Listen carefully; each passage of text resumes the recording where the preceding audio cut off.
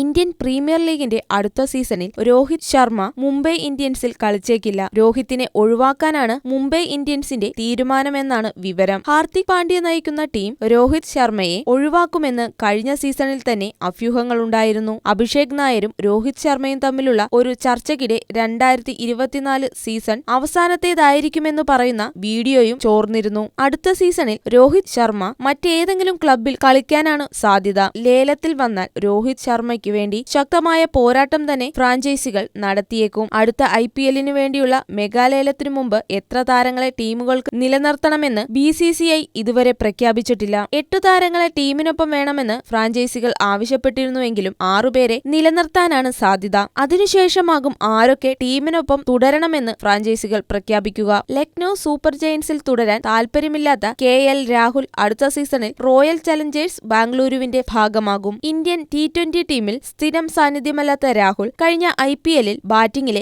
മെല്ലെപ്പോക്കിൽ ഏറെ പഴികേട്ടിരുന്നു. അതേസമയം കഴിഞ്ഞ സീസണിൽ മോശം പ്രകടനം നടത്തിയ ഓസ്ട്രേലിയൻ സൂപ്പർ താരം ക്ലെൻ മാക്സ്വെല്ലിനെ RCB കൈവിട്ടേക്കും. 14.25 കോടിക്ക് ടീമിലെത്തിയ മാക്സ്വെല്ലിനു പകരം സ്ഥിരമായുള്ള പ്രകടനം നടത്തുന്ന വിദേശ താരത്തെയാണ് RCB അന്വേഷിക്കുന്നത്. പുതിയ ടീമിനെ വാർത്തെടുക്കാൻ ശ്രമിക്കുന്ന RCB അവരുടെ ക്യാപ്റ്റനായ ഫാഫ് ഡുപ്ലേസിയെയും ഒഴിവാക്കും. 40 വയസ്സുകാരനായ ഡുപ്ലേസിയുടെ 2020 സുവർണകാലം കഴിഞ്ഞെന്നാണ് ടീമിന്റെ വിലയിരുത്തൽ. നിലവിലെ ചാമ്പ്യന്മാരായ കൊൽക്കത്ത നൈറ്റ് റൈഡേഴ്സ് വെങ്കിടേഷ് അയ്യരെ ടീമിൽ നിന്ന് ഒഴിവാക്കാനാണ് സാധ്യത. നിലനിർത്താൻ ഒരുപാട് താരങ്ങൾ ഉള്ളതിനാൽ കൊൽക്കത്തയ്ക്ക് വെങ്കിടേഷിനെ മാറ്റി നിർത്തിയ ശേഷം ലേലത്തിൽ വീണ്ടും സ്വന്തമാക്കാൻ അവസരമുണ്ടാകും. Sunil Narine, Russell, Rinku Singh, Mitchell Starc, Shreyas Iyer, Salt എന്നിവർക്കാണ് KKR മുഖ്യ പരിഗണന നൽകുന്നത്.